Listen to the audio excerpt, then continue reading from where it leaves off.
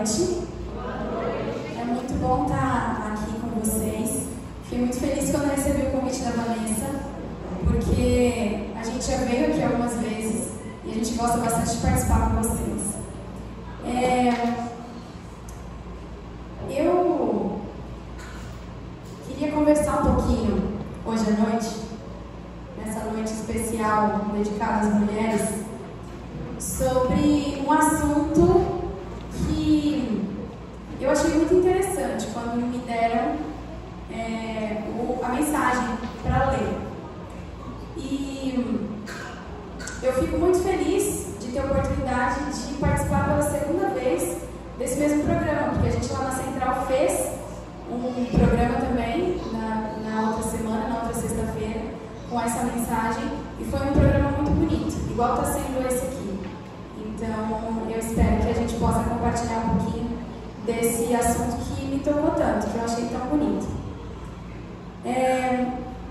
Quando eu li essa mensagem a primeira vez, quando eu fui preparar, eu confesso que eu fiquei impressionada com alguns pontos de vista de uma história que é tão conhecida e que, ao mesmo tempo, eu nunca tinha ouvido dessa forma, eu nunca tinha lido dessa forma. Só que eu queria compartilhar com vocês um pouquinho desses pontos de vista. Eu queria ficar mais pertinho aqui, mas eu preciso do apoio para ler algumas coisas. Então, eu queria que a gente começasse lendo justamente a passagem onde tem na Bíblia escrita essa história. E ela é Marcos 12, 41 a 44. Então, todo mundo que quiser abrir a Bíblia para a gente ler juntos, eu espero um pouquinho vocês. E antes da gente ler, eu queria orar, que a gente começasse falando com Deus, pedindo a orientação dele. Querido Pai que estás nos céus, nós queremos te agradecer pela oportunidade, pelo privilégio de estarmos aqui esta noite, comemorando um dia tão importante, tão necessário, que é a lembrança e o tornar especial, o Dia da Mulher. Nós queremos te pedir nesse momento orientação e discernimento para entendermos tudo aquilo que o Senhor quer nos dizer e tudo aquilo que nós precisamos aprender. É isso que pedimos e agradecemos por Jesus. Amém.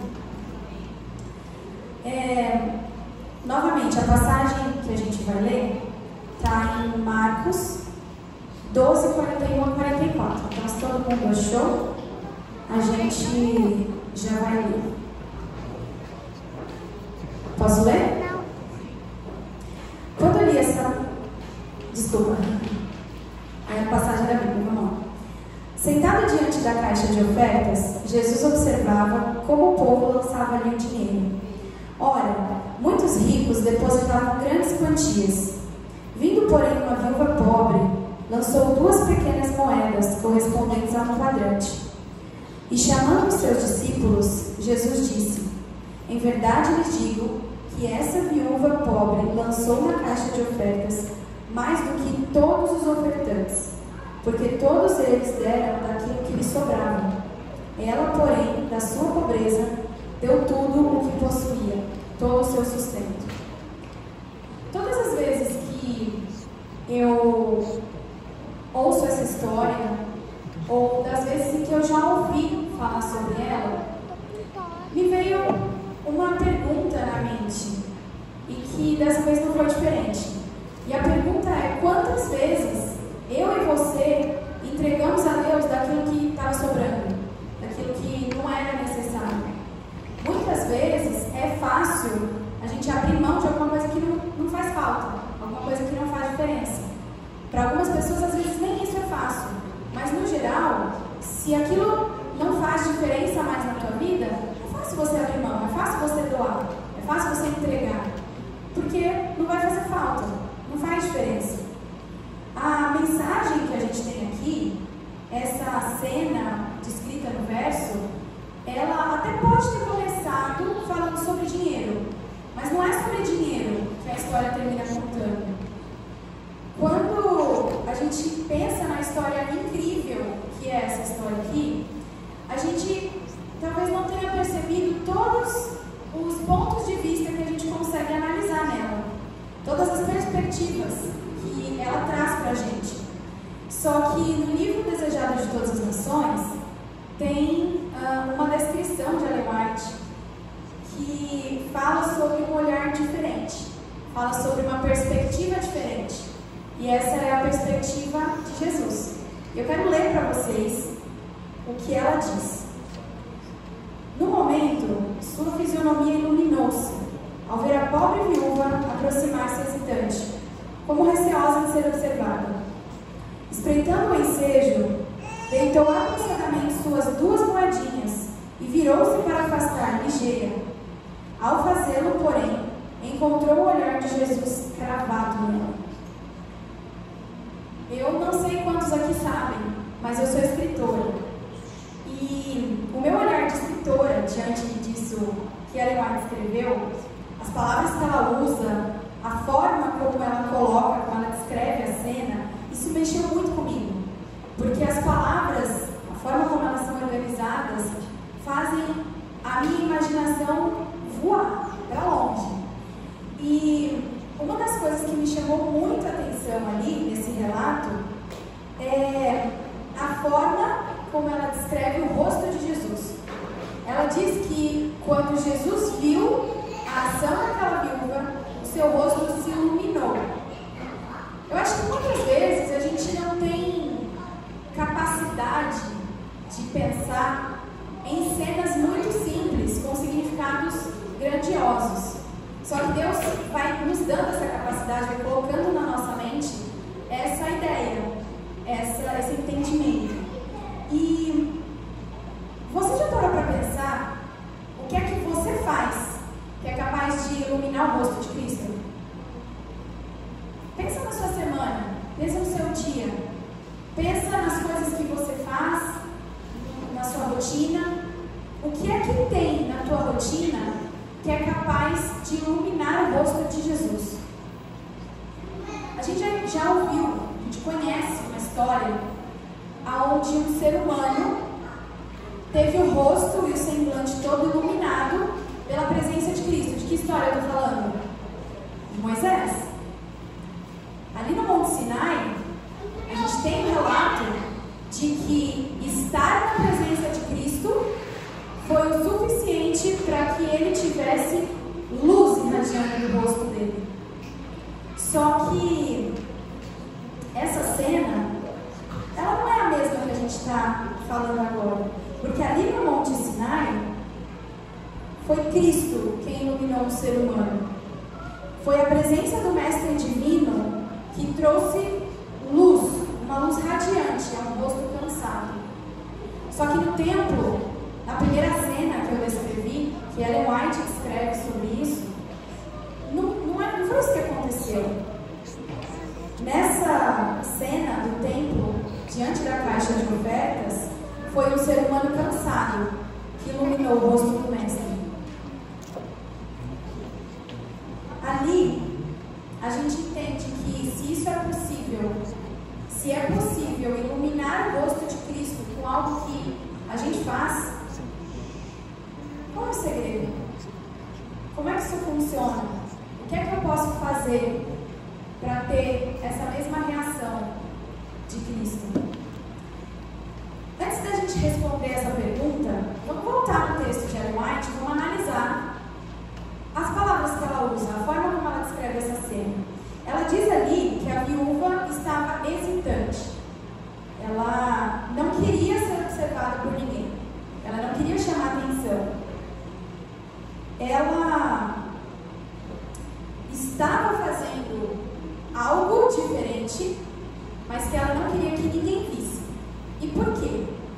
Por que será que Ellen White diz que aquela viúva não desejava ser observada?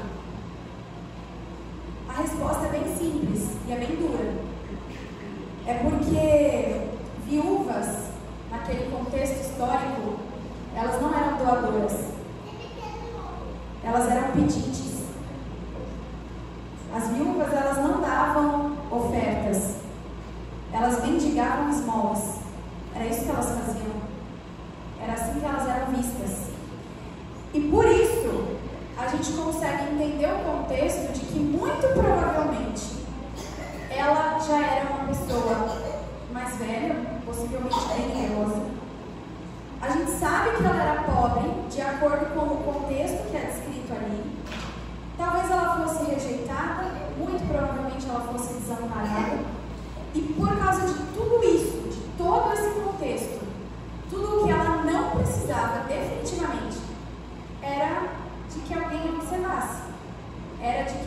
tirasse conclusões sobre o que ela estava fazendo.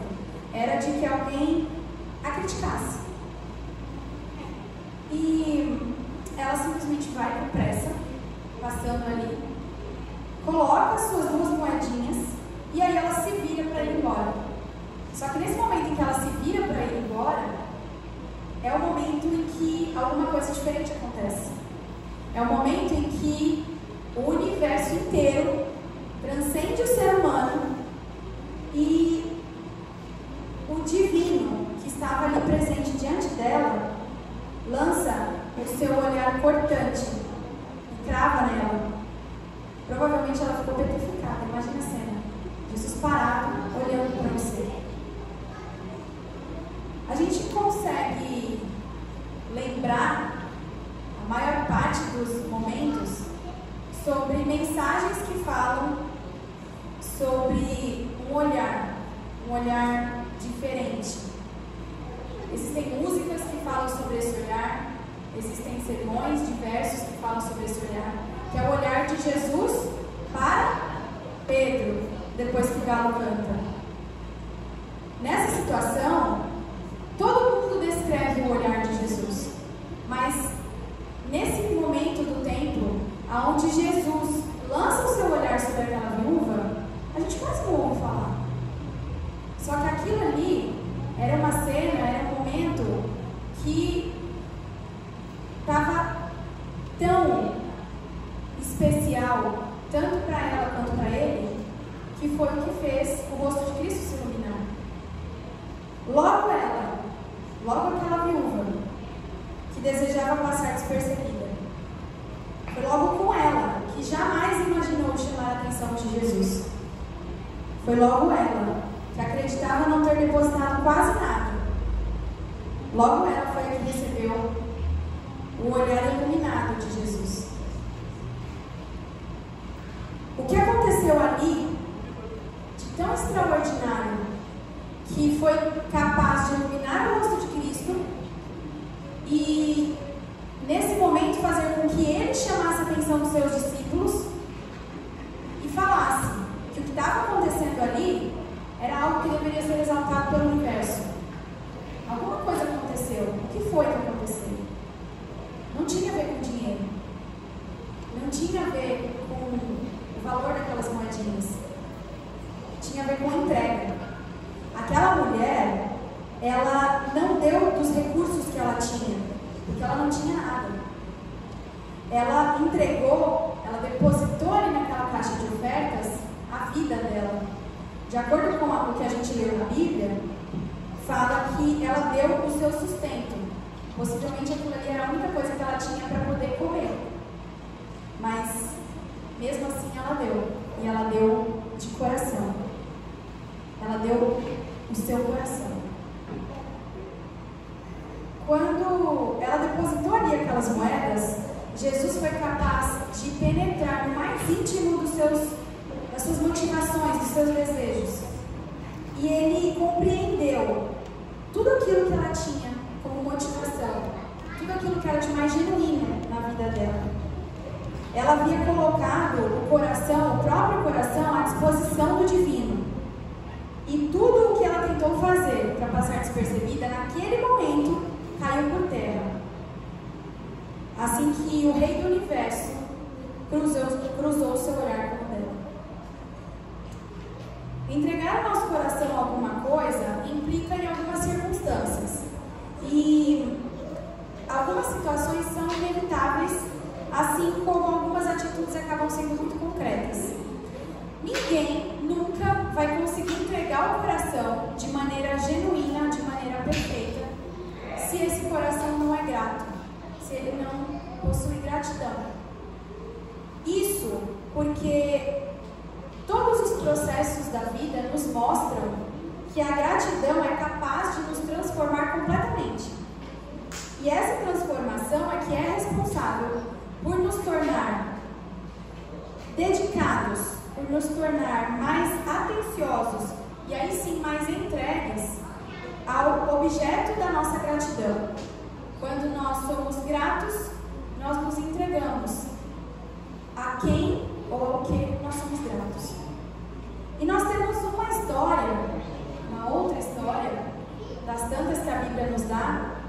que nos conta um pouquinho dessa mesma atitude de gratidão, que é a história de quando Pedro recebeu o chamado de Jesus para segui-lo. Seria muito bom a gente conseguir ver a cena, né? A gente, de alguma forma, igual o Ellen White tantas vezes teve o privilégio de participar, a gente ser levado àquela cena e poder assistir a cena do chamado de Pedro. Mas a gente não consegue fazer isso, e a nossa imaginação é muito pequenininha para chegar aos pés do que foi. Essa cena descrita na Bíblia é aquela cena em que Jesus chega perto do barco de Pedro e Pedro estava lá, junto com o irmão dele, lavando as redes, depois de uma noite inteira sem pescar nada.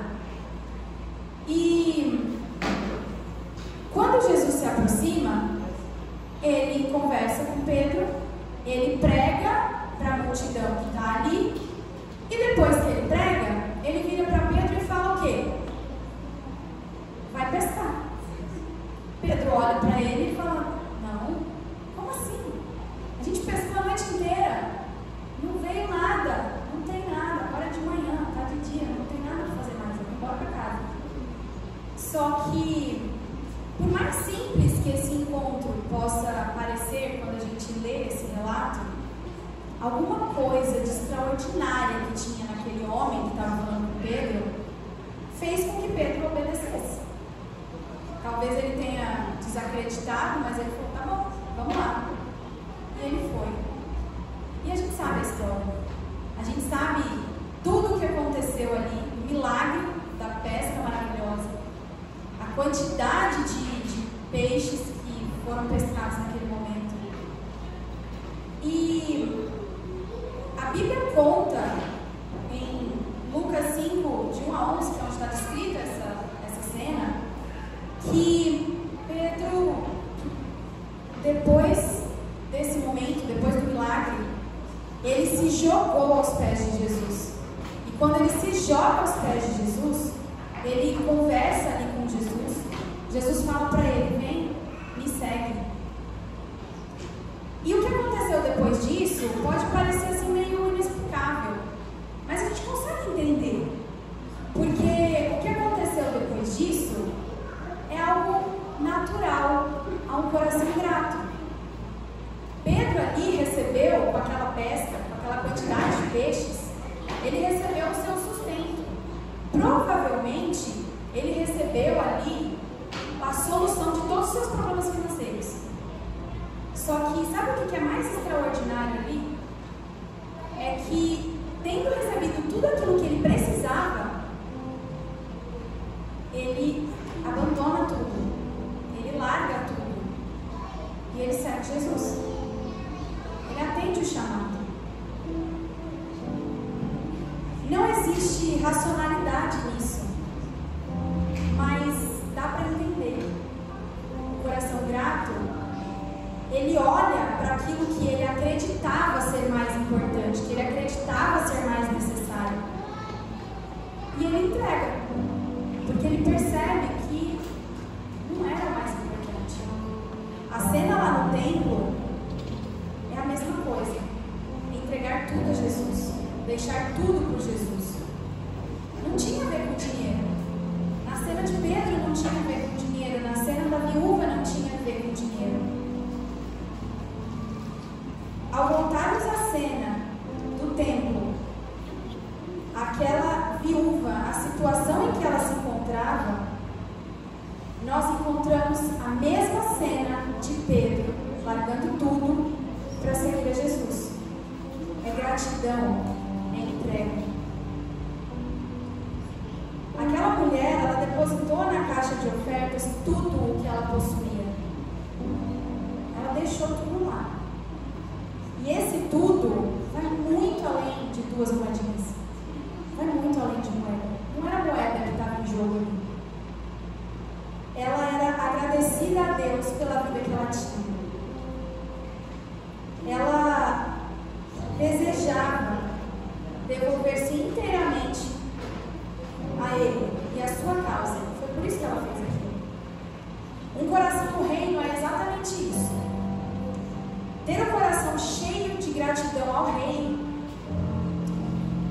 atitude mais natural quando a gente entende que todo o resto é secundário. Que nada mais do que aquilo que a gente achava que era muito importante, que era muito necessário, nada disso mais importa. Só que ter um coração no reino nos ensina algumas lições. E eu vou finalizar falando um pouquinho sobre cada uma dessas lições que a gente consegue aprender tendo um coração no reino. A primeira delas, para mim, particularmente, é a mais difícil. Eu acho que para muitas pessoas é a mais difícil, mas ela é muito necessária, muito. Depositar o nosso coração na causa de Deus nos ensina a jamais dar desculpas. Jamais dar desculpas quando se trata de fazer sacrifícios. Porque sacrifício, a palavra sacrifício, nunca será uma palavra adequada para quem reconhece o tamanho da sua dívida com Deus.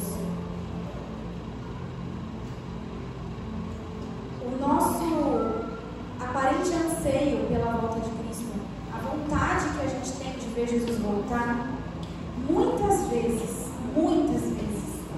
é contrastado pela visível omissão que nós temos com a pregação do Evangelho. Ou nós estamos dispostos a fazer sacrifícios pela evangelização, ou nós é que precisamos ser evangelizados. Essa é uma frase muito dura. Muito dura. Quando eu li ela a primeira vez, eu fiquei um pouco chocada. Mas é verdade. Ou nós estamos dispostos a fazer sacrifícios pela evangelização, ou nós é que precisamos ser evangelizados. A segunda lição que essa entrega completa nos dá é de que nós não somos dependentes de aplausos. Assim como aquela mulher, ela não queria ser observada, ela não queria que ninguém visse o que ela estava fazendo. E é isso que a entrega nos mostra, que nós não somos dependentes de que os outros vejam aquilo que a gente está fazendo. Eu não preciso que ninguém veja o quanto eu estou me entregando para Jesus. Eu não preciso que ninguém veja o que eu sei fazer por Jesus. Eu não preciso que ninguém veja e que ninguém exalte aquilo que eu dou para Cristo. A gente não precisa disso. Nosso contentamento se baseia em saber que o olhar onipotente do Divino repousa sobre nós e que, assim como disse Ellen White, seu rosto se ilumina ao presenciar os nossos atos de adoração e entrega. Todo o resto não tem mais importância.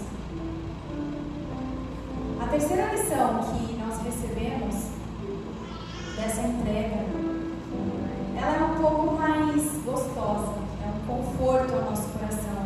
Depois da primeira, que é tão difícil, a segunda também. Essa terceira, ela nos dá um alívio, porque ela nos mostra que todos têm algo a oferecer. Todo mundo. Não existe nada em você que não possa ser entregue a Cristo. Aquilo que você tem, aquilo que você faz e aquilo que você é, sempre será especial para desempenhar o papel na obra de Deus. Tudo aquilo que você possui, dentro do seu ser ou fora dele, sempre será especial para desempenhar um papel maravilhoso na obra de Deus. E por fim, a quarta lição que nós aprendemos é a própria entrega. Depositar o nosso coração no reino, como diz essa mensagem, nos faz entender que é impossível entregar menos do que tudo.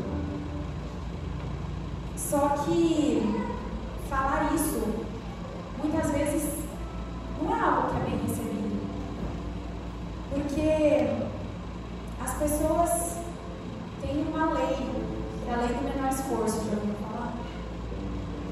Tudo que a gente puder não fazer, a gente não faz. Só que para um coração esforço não existe. Porque esse coração teme que qualquer economia, seja de tempo, talentos ou de recursos, de qualquer coisa, resulte em uma fronteira a menos a ser alcançada. Qualquer coisa que eu deixar de fazer, qualquer coisa que eu deixar de oferecer, pode impedir que alguém seja alcançado. Então essa lei de menor esforço não existe nesse coração que entrega ao reino. Não há outra explicação para o pouco compromisso com a pregação do Evangelho do que ainda não sabermos o real preço dele. Foi muito caro. Muito caro. Só que muitas vezes, quando a palavra tudo é mencionada aqui na frente, a simpatia que muitos têm pelo Evangelho desaparece. Porque o preço parece muito alto. E foi alto. Só que foi muito mais alto do que aquele que a gente tem que pagar, mesmo que a gente tenha que dar tudo. A história dessa viúva, ela marca muitas outras histórias. Porque ela não é um relato sobre duas moedas. Vai muito além disso. Ela é o relato de um coração que foi entregue por inteiro.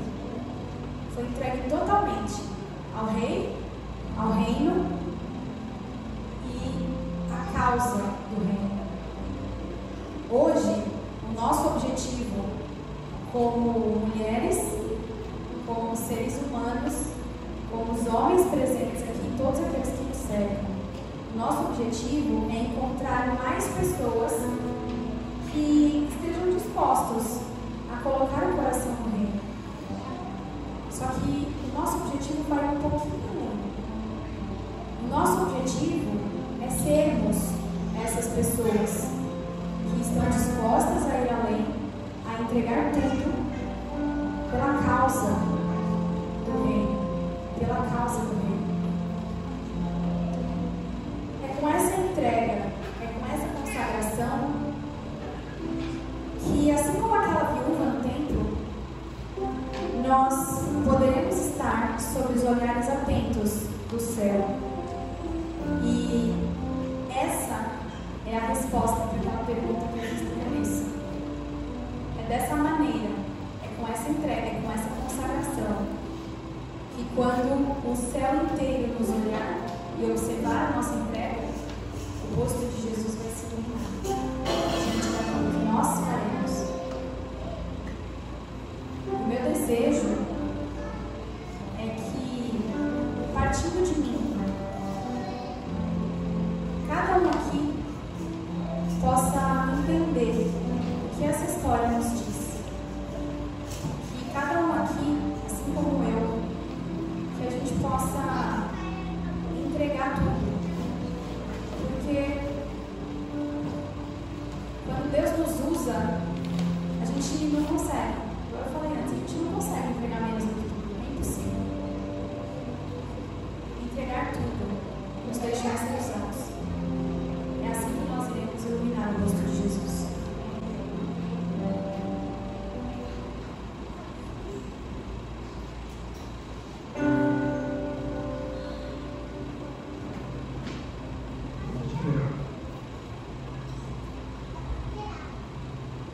Vocês cantarem comigo essa canção. Ela foi cantada no começo e eu falei para a Michelle que Deus nunca.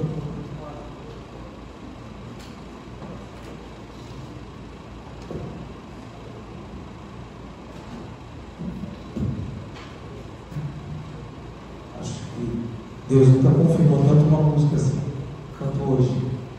É uma música que a gente cantou no começo do vídeo e dizia assim: sonda-me, Senhor, e me conheces.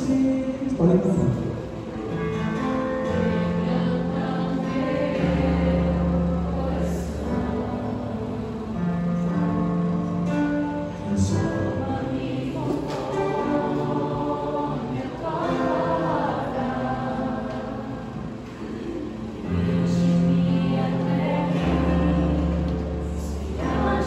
Só te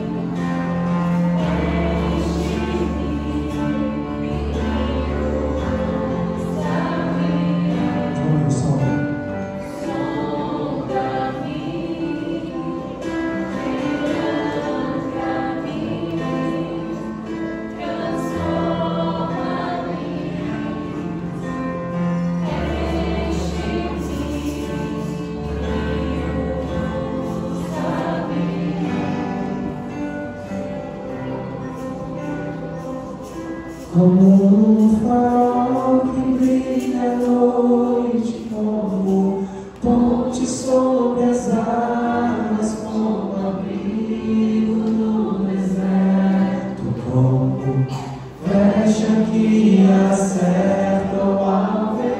Quero ser usado da maneira que te agrade, em qualquer hora, em qualquer lugar. Eis aqui a minha vida, usa-me, Senhor, usa-me.